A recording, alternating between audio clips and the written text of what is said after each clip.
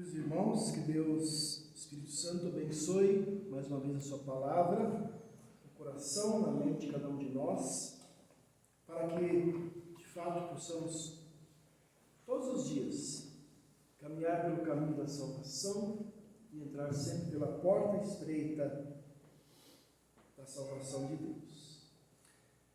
Meus irmãos e irmãs, o Salvador Jesus, houve dois homens que viveram vidas bem diferentes.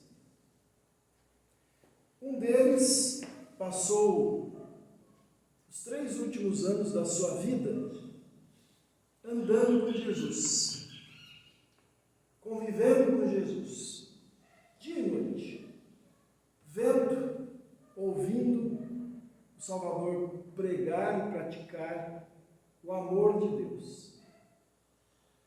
O outro viveu a sua vida, ou pelo menos uma parte dela, cometendo crimes. E crimes tão graves que ele chegou a ser condenado à morte pelos romanos. Uma morte bem lenta, bem vergonhosa, uma morte cruel, uma morte na cruz. A gente pergunta agora, qual desses homens foi salvo por Jesus? A nossa conclusão lógica seria que aquele primeiro, que andou com Jesus, estaria com Cristo no seu reino. E o segundo, obviamente, seria condenado, tanto pelos homens como por Deus. Mas a lógica de Jesus é bem diferente da nossa. Isso a gente vê então no Evangelho de hoje. Quando perguntam para ele, Senhor, são poucos os que são salvos? E aí ele termina a sua resposta dizendo que os últimos serão primeiros e os primeiros serão os últimos. Judas, um discípulo chamado, escolhido por Jesus a dedo, traiu Jesus. Depois se matou, foi condenado. Aquele ladrão ao lado de Jesus, desprezado por todos, provavelmente considerado a ralé da sociedade, aquele ladrão ouviu um pouco antes de morrer, Jesus dizendo, hoje ainda você vai estar comigo no meu reino, no paraíso. Qual a diferença entre esses dois homens? Ou podemos também fazer uma outra comparação. Qual a diferença entre Judas e o outro discípulo de Jesus, Pedro? Pedro também traiu Jesus, também disse que não conhecia Jesus, abandonou Jesus e negou Jesus diante das pessoas. Mas Pedro foi salvo. Qual a diferença entre eles? E a resposta a gente pode encontrar no nosso texto, versículos 24 a 27, quando Jesus diz assim, esforcem-se por entrar na porta estreita, pois eu afirmo a vocês que muitos procurarão entrar, mas não conseguirão. Quando o dono da casa se tiver levantado e fechado a porta, e vocês do lado de fora começarem a bater, dizendo, Senhor, abra a porta para nós, ele responderá, eu não sei de onde vocês são. Então vocês dirão, comíamos e bebíamos com o Senhor. Além disso, o Senhor ensinava nas nossas ruas. Mas ele dirá a vocês, não sei de onde vocês são. Afastem-se de mim, vocês todos que praticam o mal. Qual é a resposta? Por que Pedro foi salvo e Judas não? Por que aquele ladrão foi salvo e Judas não? A questão é que o contato de Judas e de muitas outras pessoas naquela época com Jesus foi um contato apenas externo, superficial. Um contato em que no fundo não havia verdadeira comunhão com Cristo. Se vocês lembrarem de vários milagres de Jesus, vocês vão lembrar que milhares comeram e beberam com Jesus. Vocês Vocês lembram da multiplicação dos pães, né? Teve duas. Só ali milhares de pessoas comeram e beberam ali com Jesus. Muitos puderam ver e ouvir Jesus pregando e ver os seus milagres, mas para essas pessoas faltou o essencial. Não o seguiram e, principalmente, não se uniram a Jesus de corpo e alma. Apenas queriam benefícios, milagres, pão grátis e assim por diante. Então, quando Jesus diz assim, olha, eu não sei de onde vocês são, ele quer dizer que não reconhece aquelas pessoas como seus. Claro que Jesus sabia quem eles eram, mas Jesus não os reconhecia como seus. Porque são pessoas que só observaram e ouviram Jesus de longe. Comeram e beberam com ele, mas nada mais do que isso. Não tiveram uma relação verdadeira com Jesus. Então, isso significa que são pessoas que não se esforçaram para entrar pela porta estreita. E Jesus não está falando aqui, meus irmãos, né? Pode dar essa impressão, quando ele fala de se esforçar, ele não está falando de a gente se salvar por esforço próprio, né? A gente, com o nosso esforço, ganhar a salvação. Mas a porta estreita significa arrepender-se e crer em Jesus. Vocês lembram na leitura do fim de semana passado, que a gente falou da corrida da fé, e lá fala assim, olha, se livrem de todo pecado, de tudo que atrapalha vocês na corrida da salvação, né? Então, tenta imaginar uma porta que seja estreita. Nossas portas, elas têm um padrão de tamanho, mas imagine uma porta mais estreita, e que vocês tentassem passar carregando uma mochila, fosse meio largo, levando coisas, né? Não passa. Tem que se livrar daquelas coisas.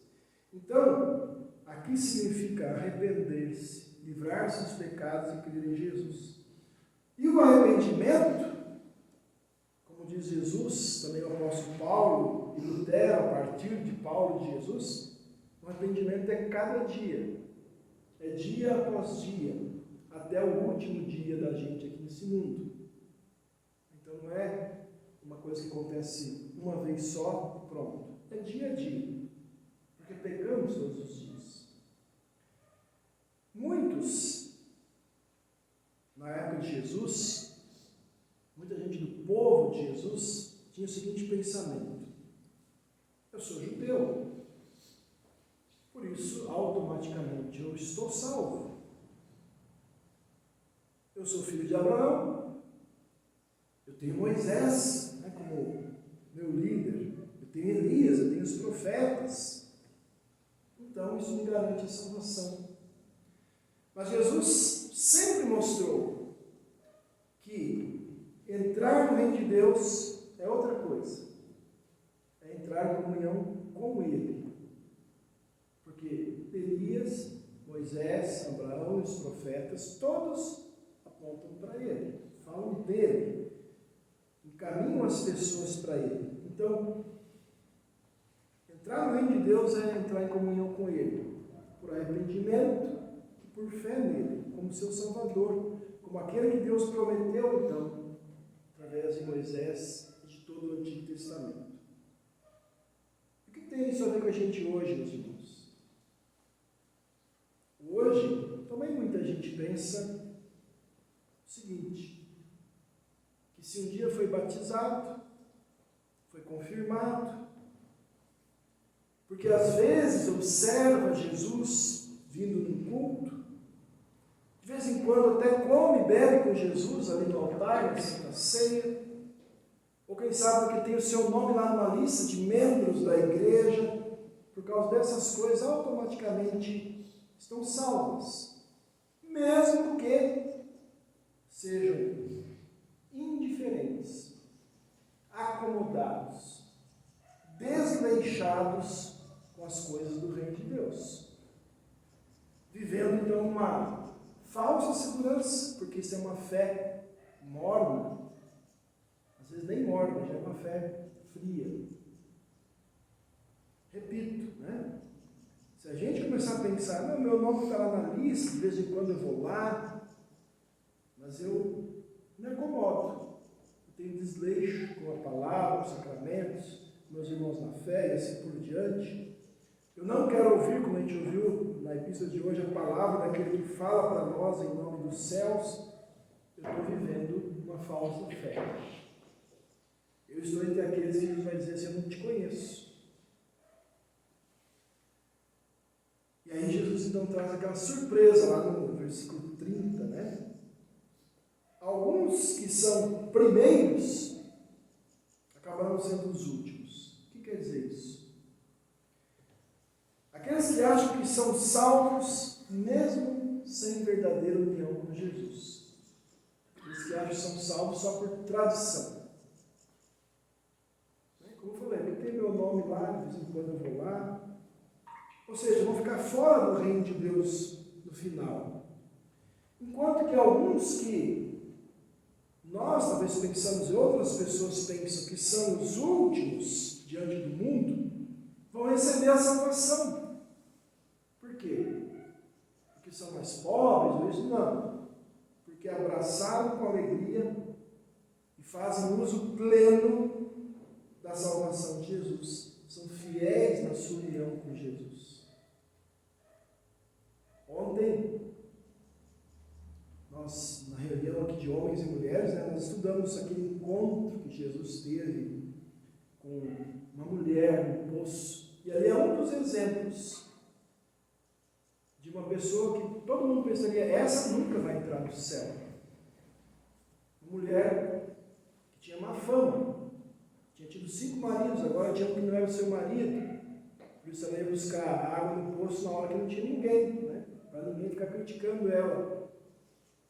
E na conversa com ela, Jesus disse, eu sou a água viva, eu sou o Messias que você está esperando. Então, diante do mundo, aquela ali seria uma das últimas, né?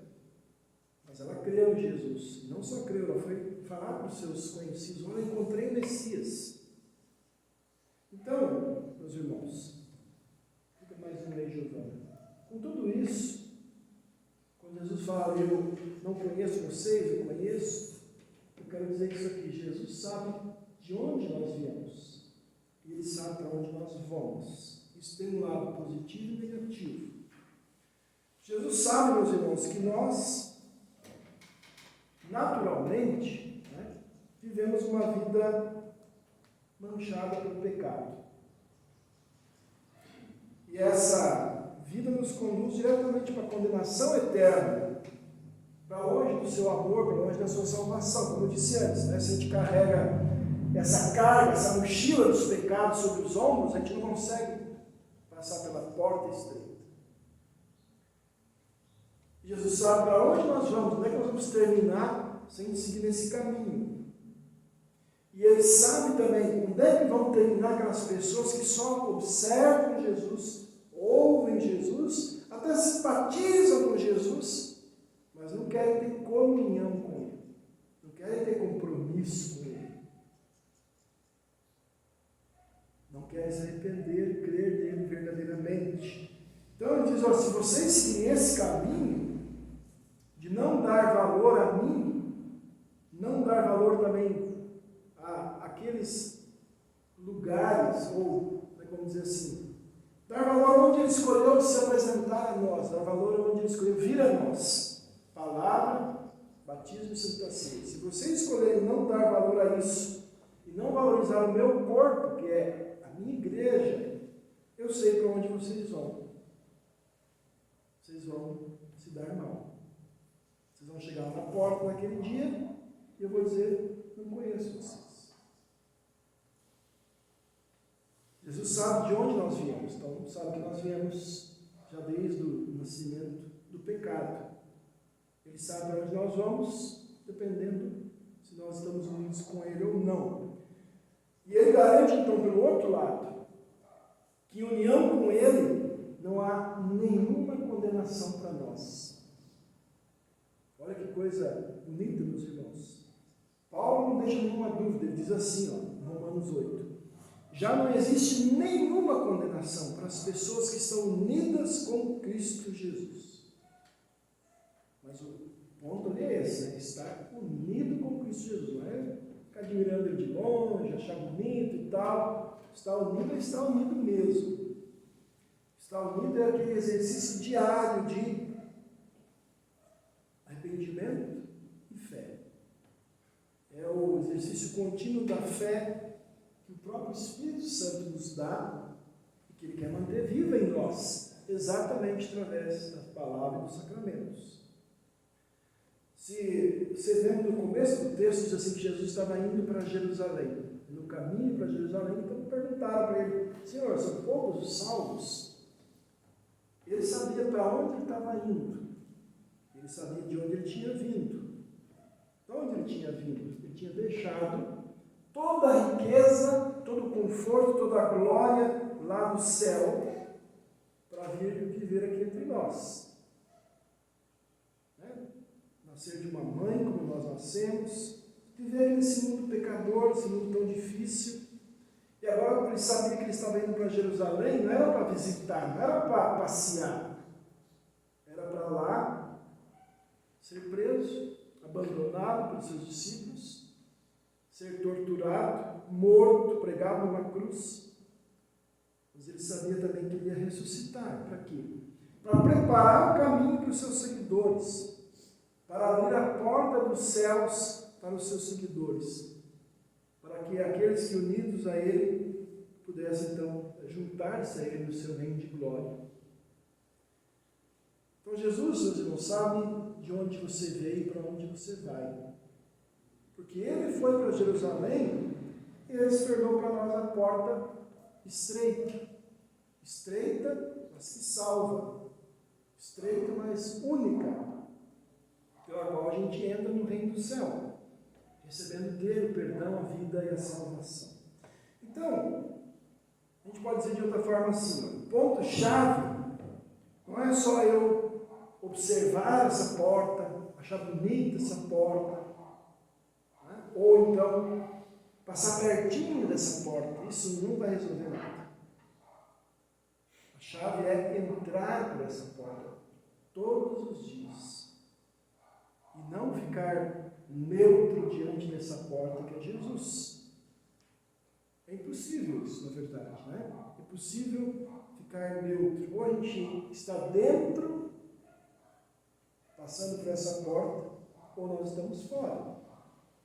Não dá para ficar ali no meio da porta. Ou você está dentro, ou você está fora. Jesus sabe de onde eu e você viemos, para onde nós vamos. E aí, olha que coisa bonita. Não importa se você pensa, ou se você já pensou alguma vez, que você é o último, por causa dos seus pecados, por causa da sua posição social, por causa de alguma coisa do seu passado, por causa do seu nível econômico ou educacional. Não importa nada disso. Se alguma vez você pensa: puxa, eu sou o último, eu não valho nada. Não, porque unido a Jesus, entrando pela porta estreita, pelo arrependimento, pela fé em Jesus, você hoje está entre os primeiros. Você hoje está entre aqueles que ouvem o Evangelho. Você hoje está entre aqueles que não se afastam da porta, que não se afastam dos meios que trazem a porta para nós e que nos levam para dentro do reino de Deus. Você está entre aqueles que não se afastam da palavra e da Santa Ceia e do batismo que você recebeu um dia. Jesus sabe de onde viemos, para onde vamos. Então, meu irmão, minha irmã, que você possa entrar todos os dias pela porta estreita, pelo poder de Jesus, que te dá o poder de se arrepender e novamente entrar por essa porta. E que lá no dia do juízo, em vez de a gente ouvir assim: não sei quem são vocês, que você possa, ficando nesse caminho, entrando sempre por essa porta, ouvir Jesus dizer outra coisa, dizer assim: venham, vocês que são abençoados pelo meu Pai, venham e recebam o meu reino, o reino que meu Pai preparou vocês desde a criação do mundo. Lembre-se disso, meus irmãos. Jesus sabe de onde vocês vieram e Ele sabe para onde vocês vão, se vocês andarem no seu caminho e entrarem por Ele, que é a porta estreita. Que coisa maravilhosa a gente saber que mesmo nós nos achamos os últimos, ou sendo os últimos para o mundo, né? Que coisa maravilhosa saber que Ele nos incluiu no seu plano de salvação, que Ele nos incluiu na grande comunhão de amor de todo aquele povo que vai ser reunido diante dele, que nós ouvimos hoje na leitura lá de Isaías, a comunhão de amor do seu Pai, que um dia estará adorando a Deus no céu. Que bom saber que, por meio de Jesus, nós estaremos entre o povo salvo de Deus. Lembre-se, então, sempre disso. Ande sempre naquela porta, a cruz, a porta que é Jesus. E você vai saber exatamente para onde você vai, para a vida eterna.